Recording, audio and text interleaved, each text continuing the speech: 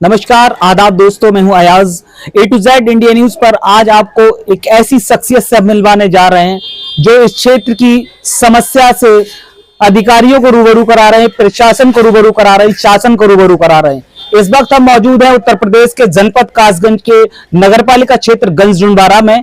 और गंजडुंडवारा में आज जैसा कि देखने को मिला कि समाज सेवी अब्दुल हफीज गांधी ने धरना प्रदर्शन किया। वो धरना प्रदर्शन किस लिए किया, इस धरना प्रदर्शन के लिए आम नागरिकों के लिए क्या किया, जैसा कि आपको यह भी बता दूं कि अब्दुल हफीज गांधी राष्ट्रीय प्रवक्ता भी हैं समाजवादी पार्टी के, उसके साथ साथ प्रोफेसर भी हैं और इस क्षेत्र में रहकर लोगों के लिए, जनता के लिए काम करते हुए नजर आ रहे हैं। आपने देखा है कि हर वो मुद्दा उठा रहे हैं। विपक्ष में रहकर विपक्ष के नेताओं को यही करना चाहिए कि जो कि शासन में, सत्ता में बैठे लोग जो समस्याओं को, जनता की समस्याओं को नकारते हैं, उनको नजरअंदाज करते हैं और उन्हीं समस्याओं को उजागर करके उनका निस्तारण कराना और उनका हल कराना और लोगों को सुविधाएं मुहैया कराना विपक्ष में रहकर अपने आप में एक बड़ी कामयाबी, बड़ी उपलब्धि नजर आती है। पैसे वाले नेता तो आपने बहुत देखे होंगे, जैसा कि चुनाव के टाइम पर प्रत्याशी के तौर पर पैसे के यानी कि धन बल के यूज करके अपना टिकट करा लेते हैं, लेकिन जनता के साथ वो छल करते हुए नजर आते हैं। लेकिन एक ऐसी शख्सियत जो लगातार इस क्षेत्र में रहकर हर वर्ग के लिए, हर समाज के लिए, हर मुद्दे को उठाकर उसका हल कराना और कहीं ना कहीं शासन प्रशासन में बैठे अधिकारियों को जिम्मेदार लोगों तक पहुंचाकर उनका निस्तारण कराना। तो आइए हम बात करते हैं अब्दुल हफीज गांधी साहब से। प्रोफेसर भी हैं और समाज सेवा भी कर रहे हैं। बहुत बहुत स्वागत है A to Z India news में सर। बहुत बहुत शुक्रिया अयाज साहब। हफीज भाई, जैसा कि आज हमने देखा, वैसे तो लगातार ही देख रहे हैं, आज आपने सड़क पर बैठ करके जिस तरह पानी भरा हुआ था और वहां पर धरना प्रदर्शन किया, क्या कुछ पूरा मामला है? देखिए, सोरो अलीगंज जो हाईवे है उस पर गंजडुंडवारा में घुसते ही सबीना कॉम्प्लेक्स है, उसके पास पानी भर गया है, गड्ढा हो गया है और वहां से जो भी ट्रैफिक निकलता है, वाहन निकलते हैं, यात्री निकलते हैं, उनको काफी असुविधा होती है। तो बहुत दिनों से लोग मुझे कह रहे थे कि इसकी आवाज उठाइए, इसकी आवाज उठाइए।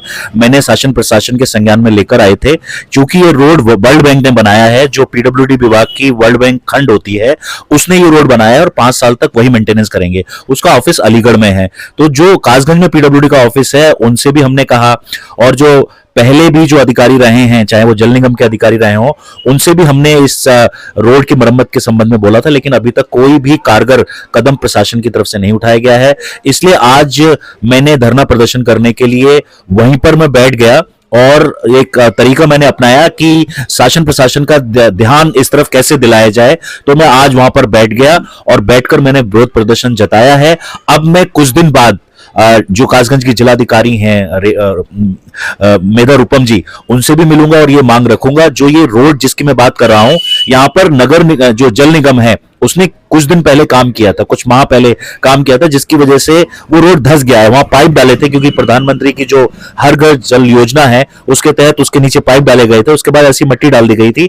अब वो नीचे धंस गया, जिससे पानी भर जाता है। आने जाने वालों को पता नहीं लगता है कि वहां पर गड्ढा है, पानी भरा हुआ है, चूंकि वहां पर, इसलिए वहां पर काफी घटनाएं हो जाती हैं, दुर्घटनाएं हो जाती हैं।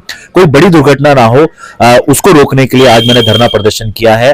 और मुझे उम्मीद है कि इसी तरह से अगर हम मुद्दा उठाते रहे तो शासन प्रशासन को एक दिन ये मरम्मत करानी पड़ेगी और इस समस्या का समाधान करना पड़ेगा। कैसे हौसला पैदा कर पाते हैं, अब लगातार लोगों के लिए आवाज उठाते हैं और सड़क पर आकर के, सड़क पर उतर करके विरोध प्रदर्शन करते हैं? देखिए, मैं एक बहुत छोटा व्यक्ति हूं, मेरी बहुत छोटी हैसियत है। मैं उस चिड़िया की तरह हूं जहां जंगल में आग लगी हुई है, और चिड़िया अपना योगदान कैसे दे रही है? चिड़िया अपना योगदान दे रही है कि वो तालाब से एक बूंद लाती है और उस आग में डाल देती है। तो कल जाके अगर कोई पूछेगा कि आप पढ़े लिखे थे, आपने अपनी शिक्षा, तालीम, एजुकेशन का क्या इस्तेमाल किया, तो कम से कम मैं एक जवाब दे सकता हूं कि मैं बहुत छोटा आदमी था।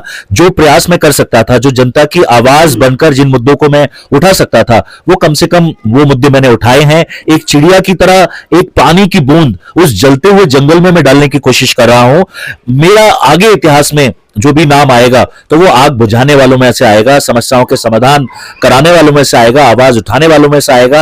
तो जो हिम्मत मुझे मिलती है, वो हिम्मत मुझे कहीं ना कहीं पढ़ाई लिखाई मुझे हिम्मत देती है। क्योंकि जो यूनिवर्सिटीज हैं जहां से मैं पढ़ा हूं, उनका एक काम होता है कि वो सवाल पैदा करना, सवाल को पूछना सिखाती हैं। और मैंने भारत की 3 बड़ी यूनिवर्सिटी से शिक्षा प्राप्त की है और तीनों यूनिवर्सिटी में मैंने पढ़कर यही सीखा है कि किस तरह से सवाल उठाए जाए, कैसे अधिकारियों से बात की जाए, कैसे जनता की आवाज बनकर और जनता की समस्याओं को उठाकर अधिकारियों तक पहुंचाया जाए और उसके समाधान की कोशिश की जाए। विपक्ष में रहते हुए शायद काम मेरा यही है, मेरे हाथ में काम करवाना नहीं है, लेकिन दबाव बनाना, प्रेशर बनाना, मुद्दा बनाना, किसी भी चीज को बार बार उठाना, ये मेरे हाथ में है, जिसको मैं बखूबी निभा रहा हूं।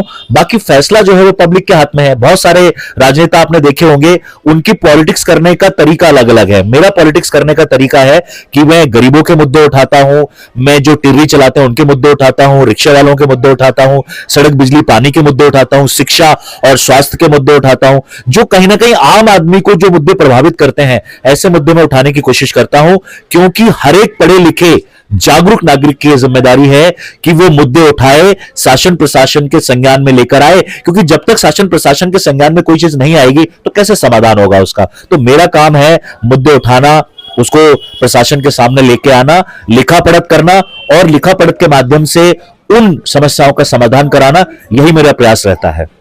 सर, आपकी चर्चा तो लगातार हो रही है, क्षेत्र में चर्चा के दो कंट्राडिक्शन सामने नजर आ रहे हैं। कुछ लोग ऐसा देखते हैं जो पैसे के बल पर टिकट ले आते हैं लास्ट टाइम पर, कहीं ना कहीं लोगों का ये मानना है कि आपका टिकट नहीं हो पाएगा, आप जिस तरह मेहनत कर रहे हैं, लोगों का ये मानना है कि आप मतलब से कर रहे हैं। इस पर क्या कहेंगे, क्या प्रतिक्रिया रहेगी आपकी?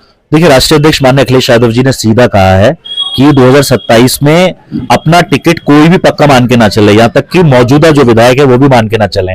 टिकट जो है परिस्थितियों के हिसाब से दिया जाएगा, उन्होंने कहा है। उन्होंने ये भी कहा है कि जो लोग पीडीए में प्रभाव रखते हैं उनको टिकट दिया जाएगा, जो लोग क्षेत्र में काम कर रहे हैं उनको टिकट दिया जाएगा। तो मैं समझता हूं कि ये यही होना चाहिए, जो लोग क्षेत्र में मेहनत कर रहे हैं, क्योंकि अगर धन दौलत देकर टिकट दिया जाएगा तो वो लोग, उन लोगों को सरकार के द्वारा डराना बहुत आसान है। जिन लोगों ने धन दौलत कमाया है, किस तरीके से कमाया होगा, सरकार जरा सी पूंछ पर पैर रख देगी तो वो लोग बोल नहीं पाएंगे। लेकिन देखने में ये आ रहा है, ये लोग जिस तरह से टिकट की अपनी दावेदारी दिखाते हैं और टिकट भी कहीं ना कहीं करा लेते हैं, और ऐसे में जब आम जनता के सवाल यानी आम जनता की जो सुविधा है उनको मुहैया कराने की बात आती है तो नजर ही नहीं आते हैं। इन पर क्या कहेंगे? अखिलेश यादव जी ने सीधा सीधा कहा है कि टिकट होर्डिंग पर नहीं होंगे, बैनर पर नहीं होंगे, पोस्टर पर नहीं होंगे, काम के आधार पर होंगे। और जहां तक सवाल है जो आपने कही कि कुछ लोग इलेक्शन के वक्त ही नजर आते हैं, तो ऐसे लोगों को जनता जवाब देगी और दे रही है। अगर पैसे के ही बलबूते पे बनते तो अंबानी अडानी जो है वो पार्लियामेंट को घेर कर बैठ जाते, विधानसभाओं को घेर कर बैठ जाते और मुख्यमंत्री और प्रधानमंत्री होते। ये इस देश की जनता पैसा नहीं देखती है। अगर इलेक्शन में पैसा खर्च होता है और जनता के पास पैसा नहीं पहुंच रहा है तो ये बीच में पैसा खा कौन जा रहा है? जनता के पास तो पहुंचता नहीं है। और ना ही हमारी जो सम्मानित जनता है वो पैसा चाहती है, वो अपना वोट देती है अपना भविष्य बनाने के लिए। एक आपके बटन से लेकर, पेन से लेकर, कॉपी किताब से लेकर, आपकी सड़कों से लेकर सारी चीजों का फैसला राजनीति करती है। वोटर अपना जो भविष्य है वो बेहतर बनाना चाहता है वोट के माध्यम से, वो तो पैसा ले नहीं रहा है। तो जो पैसा जा कहां रहा है, कैंडिडेट के पास से पैसा जो जा रहा है वो कहां जा रहा है? वो बिचौलियों में जा रहा है। ऐसे बिचौलियों को जनता नकारने वाली है। जनता पैसे नहीं लेती है, जनता बेहतर भविष्य बनाने के लिए निर्णय लेगी, पहले भी लेती आई है। और मुझे पूरी उम्मीद है कि इस बार पटियाली की जनता अच्छा भविष्य बनाने के लिए फैसला लेगी। वो अमीरों को नहीं चुनेगी, वो ऐसे लोगों को चुनेगी जो उसकी आवाज उठाते हैं, जो उसके बीच में रहते हैं, जो मुद्दे उठाते हैं उनके समाधान की बात करते हैं। अब वो कलफधारी नेता नहीं चलेंगे कि जिनके कपड़ों में शिकन तक नहीं आती है और 6 महीने पहले निकलते हैं और टिकट की दावेदारी करने लगते हैं। ऐसे लोगों को जनता नकारेगी। और आप देख लीजिएगा जब 2027 में चुनाव होगा तो आप देख लीजिएगा कि किसको टिकट मिलेगा, किसको टिकट नहीं मिलेगा। मैं पूरी दमदारी से कह रहा हूं कि माननीय अखिलेश यादव जी इस बार पटियाली पे बहुत अच्छा फैसला लेंगे और उन लोगों को टिकट देंगे जो जनता के बीच रहते हैं, जनता का काम कर रहे हैं, उनकी समस्या उठाते हैं, उनके दुख दर्द में शामिल होते हैं। और पीडीए में जिनका प्रभाव है, जिनका प्रभाव पीडीए में है, मैं पूरी मेहनत कर रहा हूं। जो अखिलेश जी के जो मापदंड हैं उन पर मैं खरा उतर रहा हूं और मुझे पूरी उम्मीद है कि अखिलेश जी 2027 में मुझे मौका देंगे और मैं अपना भाग्य पटियाली से आजमाऊंगा।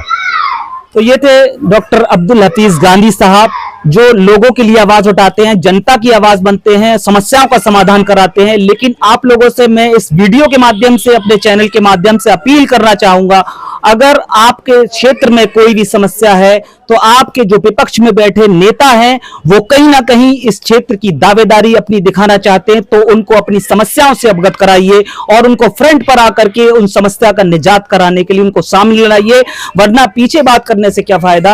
ये थे डॉक्टर अब्दुल हफीज गांधी साहब। तो इसी तरह की खबरों के लिए अगर आपका कैंडिडेट भी आपकी समस्याओं का समाधान कर रहा है या फ्रंट पर आना चाहता है तो हमसे संपर्क कीजिए, हम दिखाएंगे आपकी खबर, हम बनेंगे आपकी आवाज। देखते रहिए A to Z India news.